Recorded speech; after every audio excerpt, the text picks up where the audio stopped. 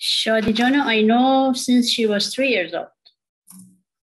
And برای graduation دکتراش هم رفتم 2 سال.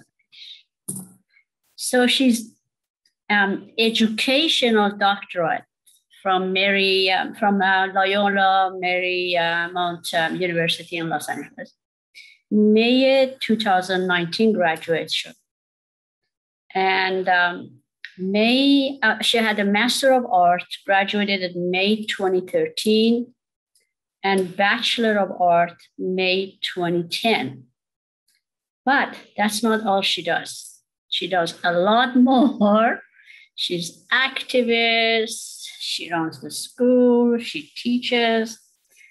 And she also is a founder of Love and Liberation Educational Collaborator of a content creator for disability justice.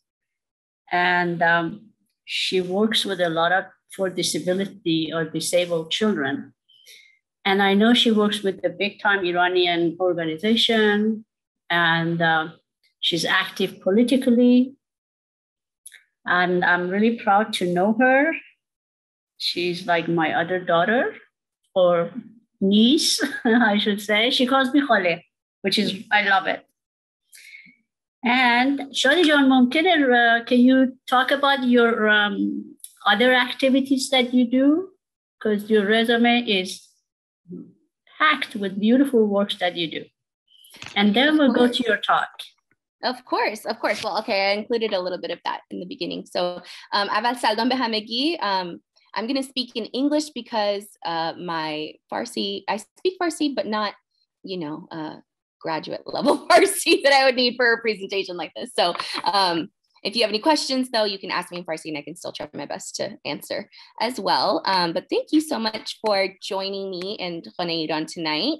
Tonight we're presenting Little Kids Big Ideas, which is a topic that's very, very important to me because I believe in the power of little kids. So to tell a little bit about myself, first of all, here's me and my mommy. She is a very, very important person in my life, and some of you may know her. I know Dr. Madani knows her very well. I came here when I was 3 years old from Iran because I have a severe juvenile rheumatoid arthritis. And I was about 3 years old one day when I just woke up and I couldn't walk. And nobody could tell me exactly why I couldn't walk, except that it was just this arthritis. I couldn't move my joints, and I was basically paralyzed, but from pain, not from like my nervous system. So my mom brought me to the States here with just $11. And now she gets to see me be a doctor. So, everything I do is to make her proud, which is really important to me. And she's a wonderful person. And I was the first Iranian doctor I met her. Yes. Yep. Harbor UCLA. Harbor UCLA. Yep. So this is me when I was little coming to the States. I first got involved with activism in 2001 after the 9/11 situation. And I think before that, I always knew that I was another. I didn't consider myself just a regular white person, but I definitely better understood my otherness after 9/11 and after the attacks on the Muslim community, basically, and knowing that I was of Iranian descent, and that kind of everyone in the Middle East was clumped together in this, label of terrorists, right? It made me very concerned about what would happen if they decided to create internment camps like they did for the Japanese in World War II. And so that's when I became actually really politically active against the wars and making sure there's no war against Iran, trying to stop the wars that were happening in Iraq. That's when I started going to protests and everything like that. Was in high school. But here you can see me at the Women's March that happened after the 2016 election. And then I started teaching in 2011. And to me, teaching is a form of activism. You can see I made this shirt, Teaching is Activism. So to me, teaching is just another way that I show my activism, because I believe that the future needs to be better than the present. And in order for that to happen, our kids are the ones who are going to lead that charge, because they're going to be the leaders of that time. So I'm really excited to see so many young people so engaged in social movements, especially these last few years. And I'm excited to see that momentum continue to grow, and for younger and younger generations of kids continue to get more involved and like just know more about the world and how to make an impact. So I taught middle school for a few years, and then I really am very passionate about teaching, especially first grade. Because in first grade, kids learn how to read, and they get to go from reading tiny baby books into reading like amazing, chapter books. And you can just really see that spark that they have for curiosity, like really, really come to life. So that's my favorite grade to teach, is first grade. And then I have also been a dean of a school. I started, like Dr. Madani said, a consulting work with my LLC called Education for Liberation. I'm sorry, Love and Liberation Educational Consulting. I believe in education for liberation, and that's the work that I do. And so in 2019, when I did my dissertation, I worked with pre-K, kinder, and first grade teachers on talking to them about how they create humanizing classroom spaces and how they involve their students into creating a very authentic space and a very affirming space for their students. And so this was my dissertation that I got to present then, and this is my new LLC formation, which has been a really exciting project, and I'm excited to see it continue to grow and continuing to get to collaborate with others, like I get to do tonight with Juanita. So to get started tonight, we are going to go on a little journey. We're going to start with a land acknowledgement so that we can honor the Indigenous peoples and the lands that we currently occupy. We're going to talk about the problem of adultism and the suppression of children's rights. We are going to talk about what we can do, empowering practices to engage children's voices. And then we'll talk about some examples for praxis and some different models and resources that you all can use and spread knowledge about to talk to young children about identity, culture, and social justice. And if you have any questions throughout and you'd like to stop me, that's totally fine. You can just raise your hand and I'll try my best to stop. So to get us started, our land acknowledgement. So I want to acknowledge the fact that if you are here in Southern California, we acknowledge and honor the Indigenous peoples and nations whose lands we currently occupy. So I don't know if you've seen a land acknowledgement before, but just to name that the United States has basically occupied this territory of what used to be and still is Indigenous land. So if you're in Los Angeles, you're on Tongva land. Some folks in the Tongva Nation also call it Keech land. If you're in Ventura, it's Chumash land. Southern Orange County is Akja Chemin land, and then Riverside is Luiseno land. So if you are interested in learning more about what native lands you are on, or if you're in another state, you can always go to native-land. This is for California, but you could, if you just look up honor native land, then you can see, no matter where you are, you can see a map of whose native land you are on. And that's just really important whenever we're talking about social justice work. We have to acknowledge, the different things that have happened in history and not shy away from them. So it's important to acknowledge the fact that the land that we're on isn't technically ours. Okay, so to talk about the problem of what happens with our children. So first and foremost, Paulo Freire is a very big inspiration to me. He was very central to my dissertation work. Paulo Freire is an educator from Brazil, and he did a lot of work with working with folks, adults in Brazil who were non-literate and who were a part of like the more poor population. And so he created a lot of theories and frameworks around what it means to teach in a critical way and what it means to be in a dialogical relationship between the student and the teacher.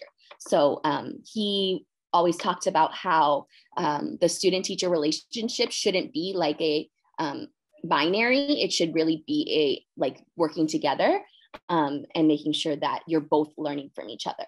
So he said here, any situation in which some individuals prevent others from engaging in the process of inquiry is one of violence. the means used are not important. To alienate human beings from their own decision-making is to change them into objects. So a lot of times when people talk about Paulo Freire's work, they tend to talk about adults, or if they do talk about students, they talk about more like high school age students. But I believe that freedom is for everyone. And so it doesn't matter what age you are, you still are in the process of liberation, and you're still in the process of learning how to exist and be free in the world. And so it's really, really important that we also acknowledge that children are fully valuable beings in the world, no matter what age they are. And we don't need to just wait for them to be grown in order to make an impact or to have a voice, but that they can do it no matter what age they are. So really the background of the problem here is the dehumanization of children. Children often have just adults around them that make decisions for them, that talk for them, that kind of just, there's this concept of like children are there, but adults are really the ones who are responsible for them, which is true. Like, yes, we have to take care of our children, but that doesn't mean that they're not fully whole people.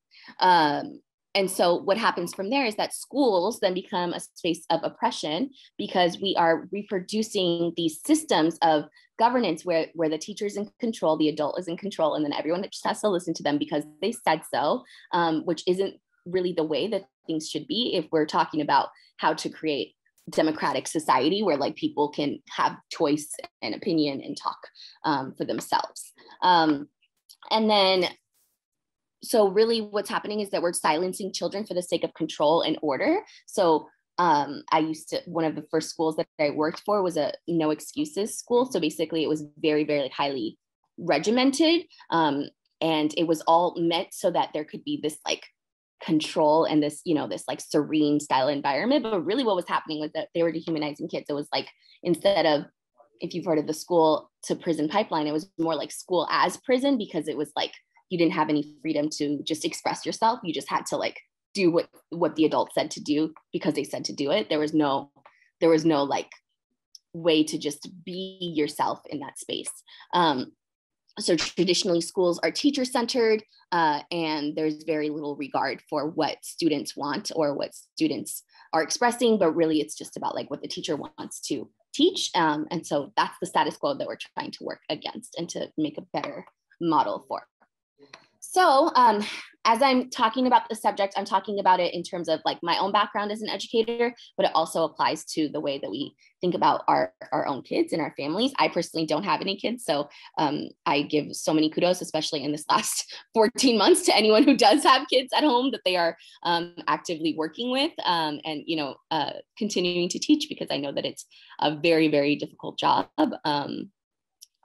But what happens here is that in this concept of adultism is a term that was coined back in the 1920s by a French philosopher, and it's really prejudice and accompanying systemic discrimination against young people. So adults just have this belief that they are higher in the hierarchy, basically in the order of things, than children are, as opposed to thinking that there's any type of way that we can be equal or learn from each other. That's what adultism is naming, is that because people are adults, they are automatically given certain privileges and certain just freedoms that kids don't have, and like they don't necessarily find a need to share those freedoms with children. So there's this concept of children should be seen and not heard. And I know that's like an old school kind of like concept that maybe some of your own families might have experienced. Like if there's kids in the household, like they're just supposed to be there and they're kind of like almost decoration, but they're not really supposed to be like engaged with, or, like it would be surprising if you learn something new from a kid or something like that. So children aren't taken seriously and they're spoken down to instead of being engaged about difficult topics or even topics that interest them and things like that. They're more just kind of like, oh, that's nice. Like I'll talk to you when you're grown up.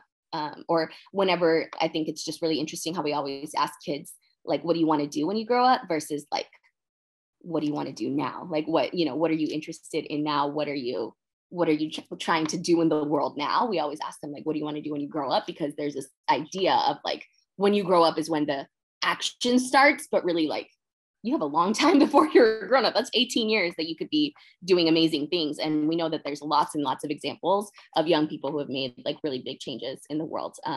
So they don't have to be like the only ones. There can be like all children are capable of doing that. It's not like a special gene that they have. So this is a poem called The 100 Languages of Children. And it is by a man named Loris Malaguzzi, who is the founder of the Reggio Emilia approach. So this was part of, again, my dissertation study. I looked at Paulo Freire's work in comparison with the Reggio Emilia approach. And Reggio Emilia is a region of Northern Italy where everything is really centered around the child. They even like around the city, they have like lowered structures like fountains, things like that, things that are at child's level because they value children as full people before they're grown. And so this wonderful person, Mr. Malaguzzi, created this poem to kind of just express how children have all of these different languages, hundreds of languages that adults kind of negate and just believe that only the oral, language that they share is the valid one. So I will read it for you. It says, the child is made of 100. The child has 100 languages, 100 hands, 100 thoughts, 100 ways of thinking, of playing, of speaking, 100, always 100 ways of listening, of marveling, of loving, 100 joys for singing and understanding, 100 worlds to discover, 100 worlds to invent, 100 worlds to dream. The child has 100 languages and 100 more. But they steal 99. The school and the culture separate the head from the body. They tell the child to think without hands, to do without head, to listen and not to speak, to understand without joy, to love and to marvel only at Easter and at Christmas. They tell the child to discover the world already there, and of the 100, they steal 99. They tell the child that work and play, reality and fantasy, science and imagination, sky and earth, reason and dream are things that do not belong together. And thus they tell the child that the 100 is not there. The child says, no way, the 100 is there. So every time I read it, it like just gives me chills because we know how beautiful and creative children's minds are. Like when you're around children, you can feel that energy in them. But for some reason, we think like, oh, that's just silly. Like, you're just playing. You're just a kid. Instead, if we like really to kind of go into that world with children, we would discover like so many new ways of thinking that we as adults have kind of like blocked out in order to kind of just focus on all of the parts of being an adult, paying our bills, going to work, doing all the things. We've kind of lost all of these 100 languages and only focus on the one language of like, we got to get things done. We got to be productive. So I think it's just really, really important that when you're around a child to just marvel with them and like take time to be in their world, because I promise you, you'll learn something new. I promise you, you will discover something that you hadn't seen in that way before.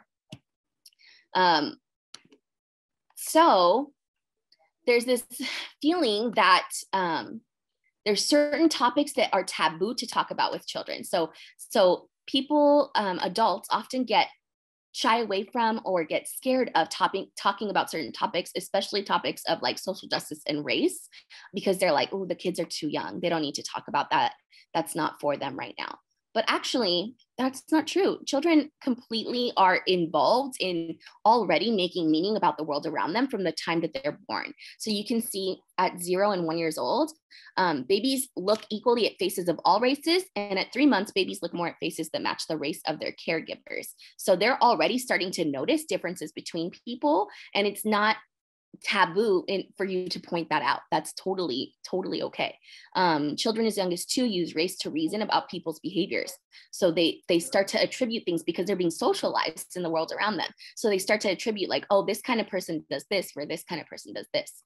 By 30 months, most children use race to choose playmates. So a lot of times you might see kids of a certain race like playing together because they think that's what they're supposed to do, because that's probably what they see a lot of the adults around them do too. By 4 and 5 years, expressions of racial prejudice often peak. And so if you aren't teaching your kids to be actively anti-racist and to be actively like learning about different cultures and to actively explore the world around them, they're going to make their own assumptions and they're going to act off of those assumptions. So in order to stop that from happening, you want to have those conversations with them so that you can lead them in the direction that you want them to grow. By 5 years, Black and Latinx children in research settings show no preference toward their own groups as compared to white children at that age, who are more likely to be strongly biased in favor of whiteness. So we know, and I completely, everything okay? Okay.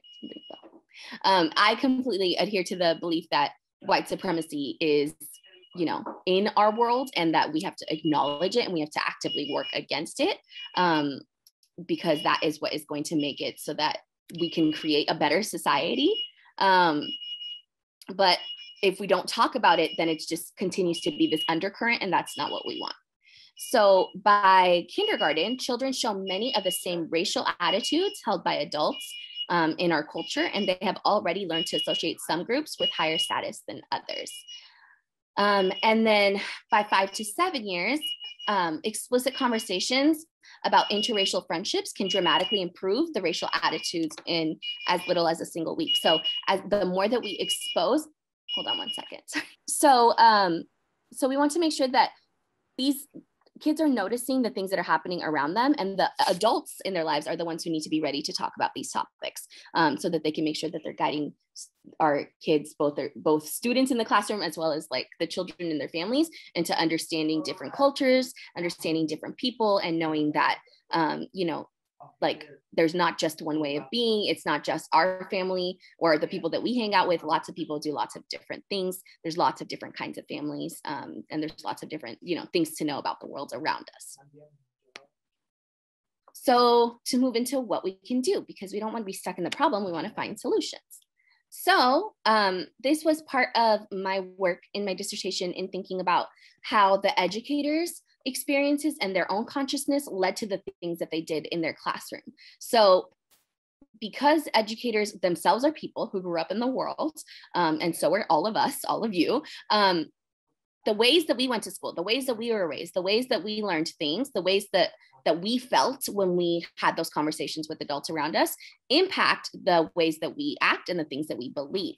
And so we educators, or any adult person, if they've had certain experiences in their life that would lead them to having emancipatory beliefs, they would have more of an ability to be able to understand children's rights, to understand the image of the child as a whole person already, and to reject the status quo of like, oh, we can just, not talk about these things and just go about like only just teaching the standards, only just, talking about homework, talking about, the rules, whatever it is, versus being able to reject that and say like, no, we can actually like talk about how to make our world better. We can actually problem solve and do great things in our world.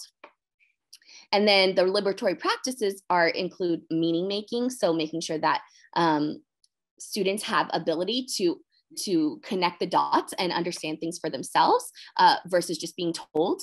What we really want to avoid is this concept of banking, of like, I tell you something, you regurgitate it back to me, and that's how I know that you learned. What we want to move into is that children are having experiences and they're understanding through their experiences, and they're having those reflections themselves, which is helping them to like better understand the world around them and make a meaning of the world around them. And then when we talk about listening, not just like listening, like, oh, I'm listening to, but like really deeply listening to children as if you're listening to a friend, like a peer. And like actually like taking them seriously and taking note of what they're saying, and like trying to think about like, oh, that makes sense to me, or, oh, I thought this way, and having a genuine conversation versus just like, how was your day? And then that's it. But like, what did you learn today? Tell me more about that. Oh, this is what I thought. How does that compare to what you know? Things like that. And that also includes student voice or children's voices, and making sure that they have options and they have choices, and that we're really facilitating and making space for the things that they enjoy and the things that they are passionate about, versus just telling them like, this is what you're going to learn, this is what you're going to practice, like I've decided already for you your path of life, but really just giving them freedom to express and grow their own selves as well. when we're talking about those emancipatory practices and beliefs and liberatory practices and emancipatory beliefs, we're talking about so respect, having access to things, feeling loved and cared for. So these are the beliefs that you would have to hold in order to like really hold children to a high regard. You would believe that children are curious and capable. You would feel like you are a driving force in negotiating the status quo. So you don't want to be a part of the status quo. You're actively trying to do something different. And then in terms of the practices, making sure that children around you have a strong identity formation, that they understand building community with people who are like them and people who are different from them, that they have access to being able to not just read the word that's written on the paper, but to make connections to the world around them as well. And that they are really getting to express those 100 languages that they have and not just the one that you think is most valid. I also really believe in the concept of listening as caring. So like you're showing care for others, especially for children in this case, by listening to them on a deep level, and that you as a teacher or as the adult are a researcher. So you're kind of exploring the things that they're talking about. You're making note of like, oh yeah, I remember we had that conversation about bugs. How can I include that in something else that, you know, that we do, and you're actually taking genuine interest. And then also questioning and problem posing. So creating situations where you can take a look at something together and think about like, oh, there's like a problem here. Or, oh yeah, we noticed something. Okay, what can we do to make that better? And then coming up with a solution together. So we'll go into that a little bit more as well.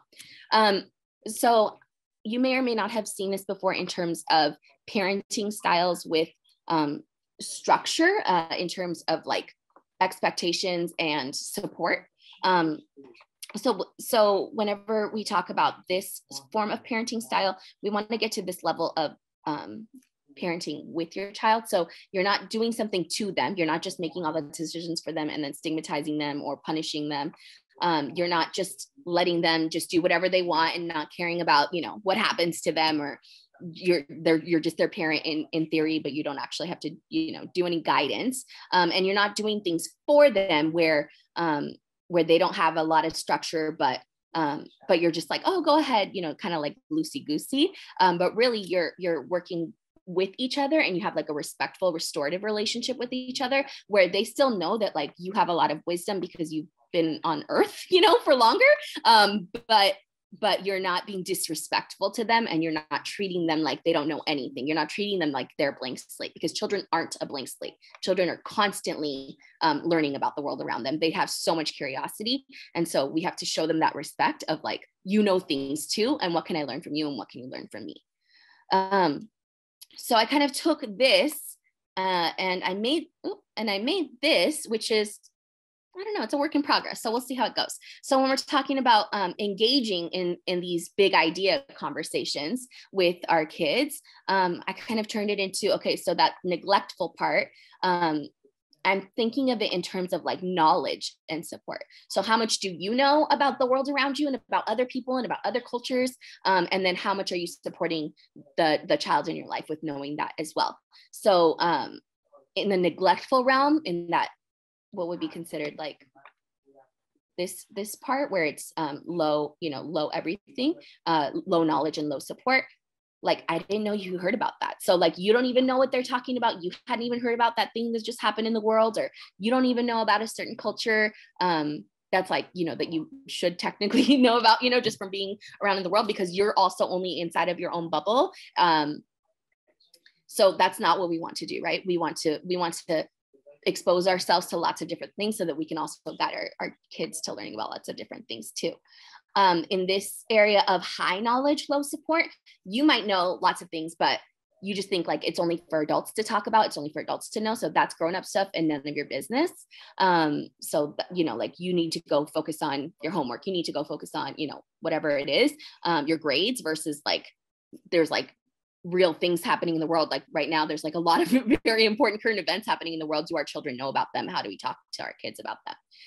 And then in this space of low knowledge, high support, it's not quite the same as this like restrictive that like, we don't talk about that, but you know, that's like grown-up stuff, but it's more like, oh, like we don't really need to talk about those kinds of things. Like, I want to just kind of shield you from all of the things around you because you're too young for that, versus like here, which is where the space that we want to be in, high knowledge and high support, you know a lot about the world around you and you're willing to engage your kids in learning that too. So let's talk about what's going on. What are you curious about?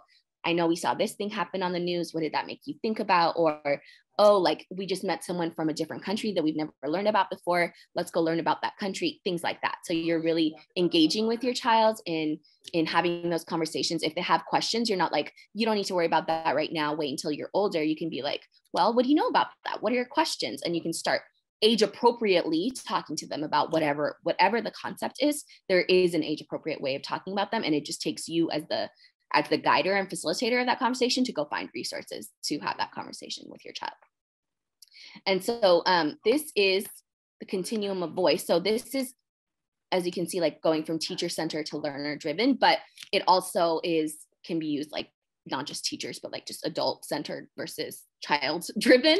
So really we want to get our kids to the space of being leaders and feeling like they can see a problem that they feel like is like a problem in their world, even though it doesn't have to be like the whole world, but like in their community, in their home, in their, wherever it is, in their local vicinity, and thinking about like, oh man, like that really bothers me. And instead of being like, yeah, that sucks. Like, yeah, there's a lot of stray dogs or, whatever it is, like, oh yeah, that I've noticed that too. What can we do? What do you think we can do? And then problem posing together and giving them that respect of like, oh, we can actively try to do something about this problem. Oh, you see a lot of trash on the streets. Maybe we can get some friends together and do a cleanup. What do you think about that? What's something else we could do? Oh, you want to make some posters for that? Okay, great. So like getting them to move into the space of like, they are noticing things in the world around them. And then they're like, oh, okay, let me actively like try to do something to make the world a better place from that. And so constantly just creating those like leaders that we want to see changing the world, but creating them in our own homes. And then, so we're about to go into praxis and some ideas that I have to share about how we could do some of these things in real life and what you could do with your kids. Are there any questions about any of the background or the problem or the things that we can do before I show you some examples?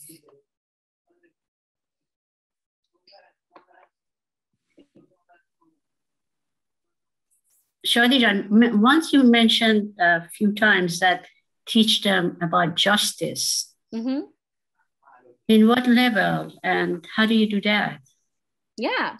I mean, all levels. Kids understand justice. They know when something feels fair or doesn't feel fair.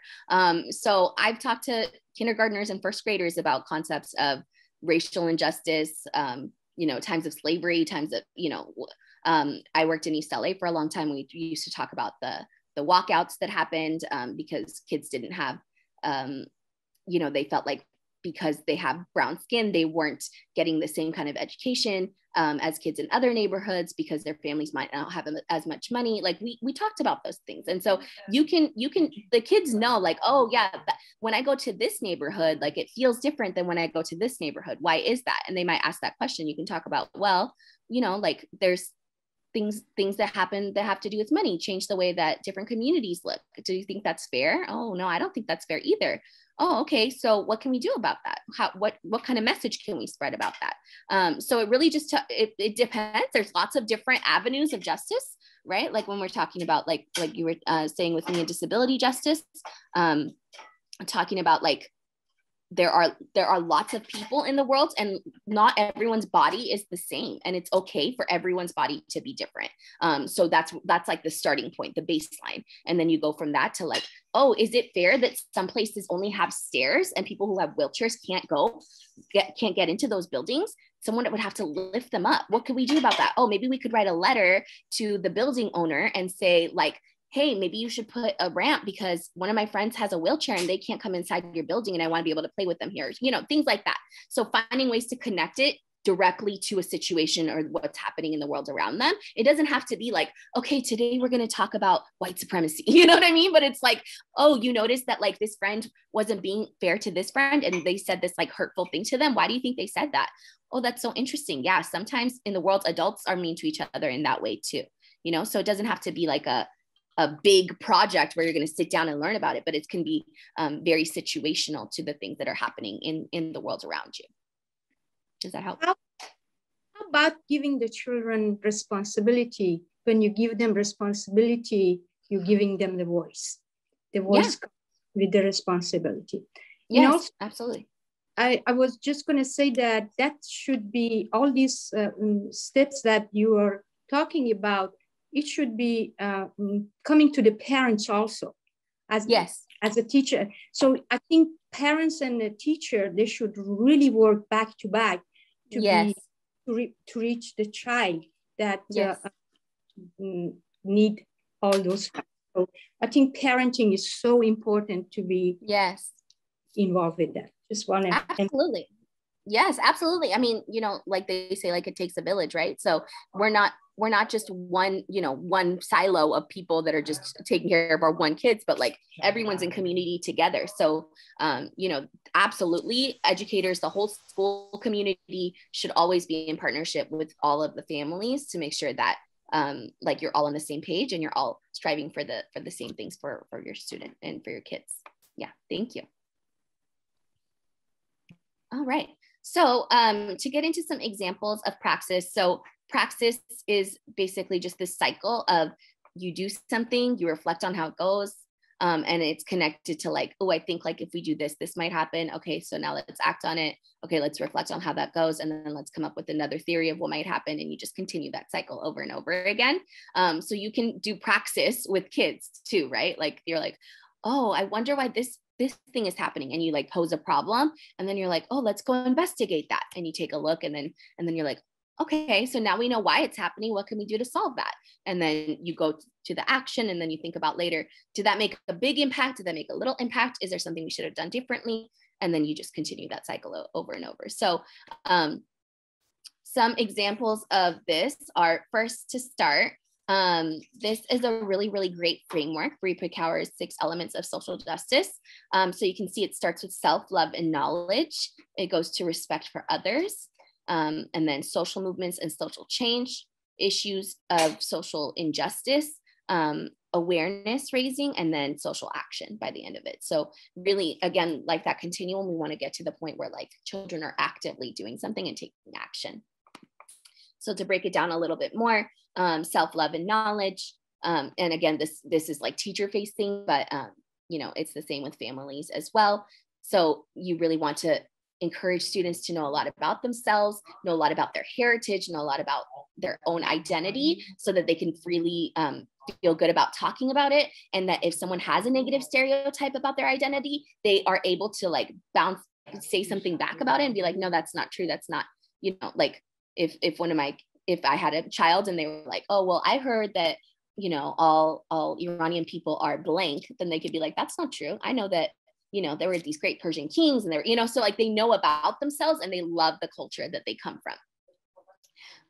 2, having respect for others.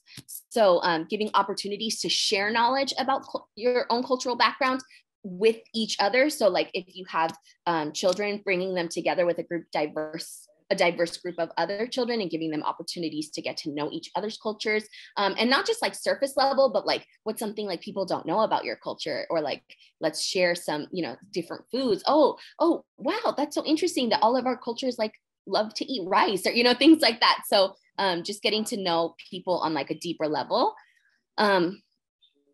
And then issues of social injustice. So this is where you start to talk about, you're moving from just celebrating diversity, and then you're talking about how diversity can be experienced as oppression. So yeah, it's so great. Like, I think it's really great that there's all different kinds of bodies, and there's, you know, people in wheelchairs, and there's people who, you know, are blind, but they can still do all these great things. But what happens when like life isn't fair for them? Like what are some things that might happen that aren't fair? Oh, what are some things that are different about how boys and girls get treated, or, you know, things like that. And then being able to start breaking those concepts down, into seeing how there are these issues of injustice that are happening in the world. and then starting to talk about the roots of those injustices, and then being able to tie it back to like, but there's all these people that are fighting for these rights. So then that gets into the social movements and social change. So then you're sharing examples of iconic, like everyday people that are standing together to address issues of injustice. And it can be, I call them innovators, like, Nelson Mandela, or like Malala, or, different people. But it can also just be like a lesser known story, and you can go investigate together and be like, oh, did you hear about this one child in this one community who, like recently during the pandemic, there was like a child who just started making masks for all the nurses, and like, what was the impact of that? And talking about like, sometimes when the people in charge don't get to meet our needs, like we have to work together to meet our needs, and how we can work together to make that happen. And then raising awareness, so that they can share with each other and with other families, with other children, about like the issues that they're interested in. So maybe you're doing a letter writing campaign, maybe you're posting about it together on like social media, maybe you're writing to members of Congress, or trying to create a documentary. It could be all different kinds of ways that you are raising awareness for other people to know about. And then social action. So by this point, you're taking action. Your kids are identifying something that they feel really strongly about, and then you can actually work together to be like, okay, we're going to go and speak at this meeting because we don't think it's fair that like the budget just got cut for LAUSD's police force. Where's that money going to go? And we have ideas about where that money should go, so let's go talk about it, things like that. So there's lots and lots of different ways to take action with children. It really just takes you preparing yourself as the adult to facilitate that, and then really taking that time to like deeply listen to their interests and see what it is that they want, like how they want to take action, and then like making the situation possible for them, and really being a facilitator of seeing like, okay, like, yeah, it would be great if we could do this really giant thing, but why don't we focus on, this part, and then like grow from there, and helping them to realistically guide that path. And then some other examples. So I wanted to share some videos from my own experiences. So some of those examples of self-love and like learning how to show love to yourselves and each other, especially with people who are the same or different than you. Let me see. Here we go. This is a video from my classroom. Tell me if you can hear it. Who remembers why do we do en la catch every single day? Can you hear it? Yes. Oh, okay. Sorry about that. Why? Tracking Madison. Tracking Madison. Because it's special and it helps you not do anything bad to other children. That's true. We want to show what to our team and family? Love. So en la catch reminds us that we want to treat everybody how we want them to treat us, right? Let's do en la catch. Repeat after me. Repeat after you. En la catch. En la catch. Tú eres mi otro yo. Tú eres mi otro yo. You are my other me. You are my other me. Si te hago daño a ti. Si te hago daño a ti. If I do harm to you. If I do harm to you. Me hago daño a mí mismo. Me hago daño a mí mismo. Si te amo, I do harm to myself. I do harm to myself. Right? We don't want anyone to hurt us because we don't want them to hurt us. We don't want to hurt anyone. We don't want them to hurt us. Si te amo y respeto. Si te amo y respeto. If I love and respect you. If I love and respect you. Me amo y respeto yo. Me amo y respeto yo. Try that one more time. Me amo y respeto yo. Me amo y respeto yo. I love and respect myself. I love and respect myself. Beautiful. Turn and tell someone right next to you. Find someone right next to you and tell them, how are you going to show love to a teammate today? How are you going to show love to a teammate today? I will show love today by... Go. I will show love today by... I will show love today by... It's okay if you it's okay. I will show love today by... You can make your sparkle fingers. Okay, I'll stop it there. So this is actually, you saw my cane in the background. This was the year where I had a hip replacement, but honestly, like this class was the most genuinely loving group of children I have ever like had the honor of being around in my life. Like they were so loving to me during this year where I ended up having a hip replacement, and it was like such a hard year. But it's because like we created that space of empathy, and we created that space of like, we love each other. Yes, sometimes we get into it. Sometimes we have problems, but we take the time to resolve them because we're all important to each other, and we don't throw each other away. We always come back because we're a family. And so that's how families do things, is that we have problems and then we talk about how to make them better. And then if it still doesn't get fixed, then we keep talking about it, you know? So, but creating affirmations and ways to engage children in like having those like deeply rooted beliefs that you want them to have around loving each other, respecting each other. I think our world would be such a better place if we all took time to respect each other, no matter our difference of opinions. I think that would be, we would be in a lot better place if that was happening. Some other things in terms of teaching about identity and culture. People color crayons. I know Crayola also started using, they have like colors around the world or something like that. So talking about like, oh, that's so interesting. My skin color is this color. What's your skin color? And just starting there when you're talking about race. It doesn't have to be like, oh, let's talk about like starting, you know, back in like the time of like Lucy, or, you know, like where did the first man come from? But it can be like, let's just first talk about like our skin color and where does that come from? Oh, it comes from melanin. Some people have more melanin, some people have less melanin, and just talking about it like very normalized. So it's not this like big thing later where like, oh my gosh, you have a Black friend, like why, you know? It's like you are really like thinking it's totally normal for us to be friends with everyone and all colors of people and all different kinds of people, no matter who they are or, you know, where they come from, because it's like we're all just people on the inside and we're just figuring each other out. And then here we go. And then also picture books are to me like the best way to really dive into some of these, you know, trickier topics with kids. There's so many different types of picture books out there. There's so many different resources of if you find a certain story, like if you're looking for a certain topic, you can find a book, you can find discussion questions so that you can really engage in these deep conversations with kids. So this is just one example of talking about culture. This is my YouTube channel, and I did a story. Can you hear the sound or no? Yeah, okay. So this is a story that I did for Shadi Yalda to talk about like Iranian culture. And so it's on YouTube. So like not just, you know, my friends' kids, but like anyone can watch it and learn more too.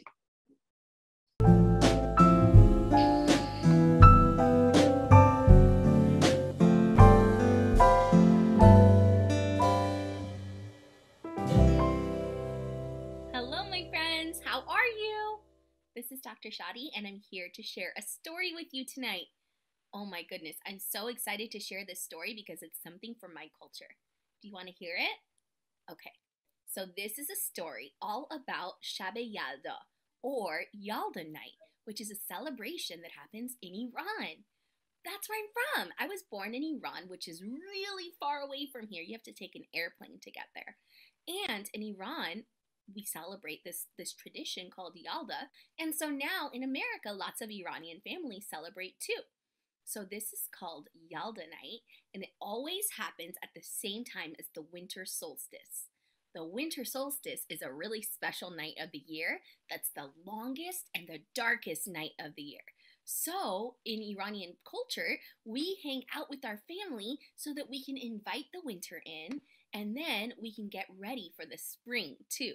So we're telling ourselves, okay, we can handle this, we can handle the winter, because soon it's going to be spring.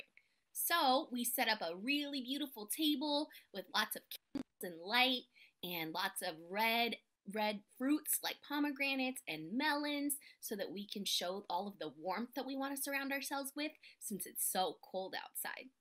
So let me share this story with you. This story is called Yalda Night, and it's written by Anahita Tamadan. And this is a story that's written in both Persian and English. The word for the Persian language is called Farsi. Can you say Farsi? Good job.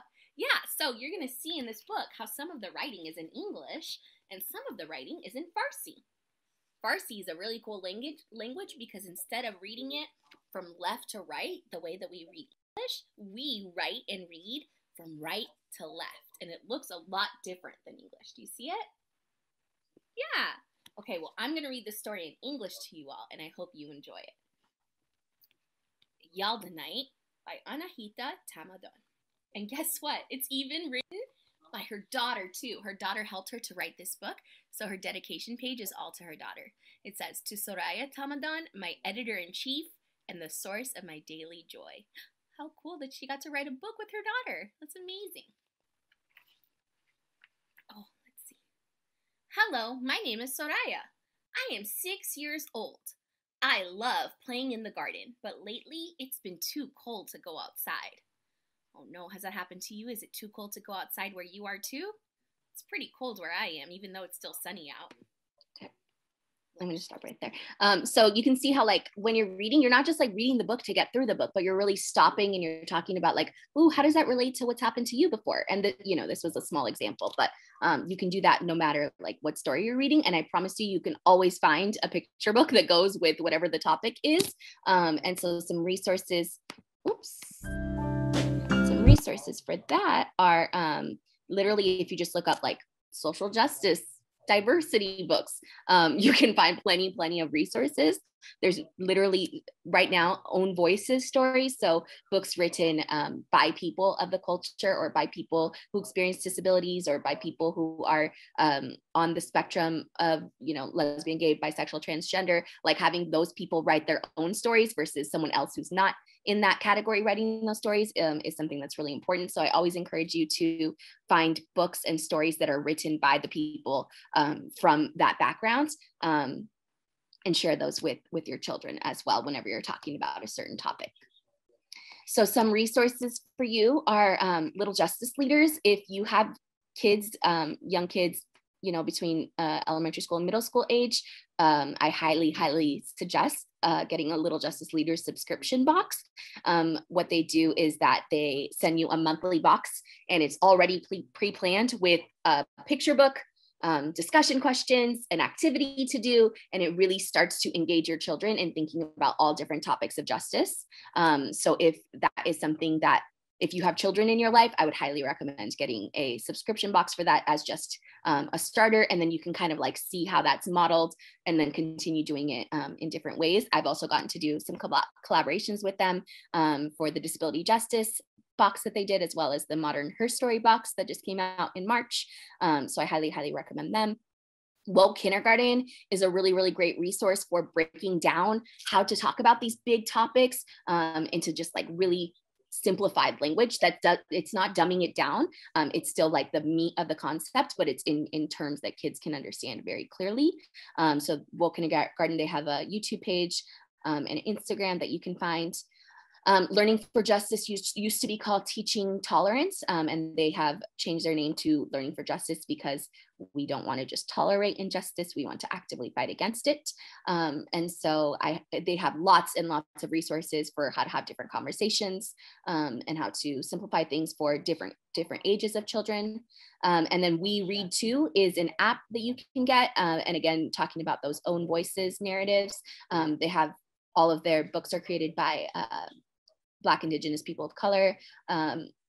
They just like collect the books and show you like, oh, you're looking for a book about this topic. Here's a story that you could find in your local library or bookstore.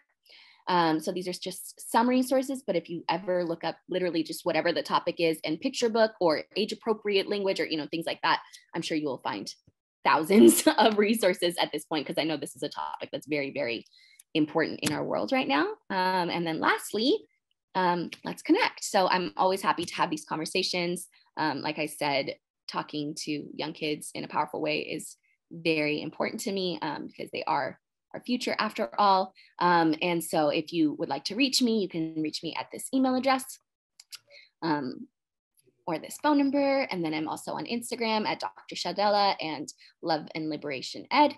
And then I just opened my Etsy shop this last week. So if you're interested in buying clothes, social justice inspired clothes like this or this pattern or, you know, whatever for yourself or anyone else in your life, you're welcome to go to my Etsy shop, and I'm going to continue loading more things there bit by bit. So I really appreciate your time tonight. Thank you so much for spending time with me, and I'm here for any questions or anything you may have. Shadi, this was fantastic, and there's so much to cover. Well, oh my God.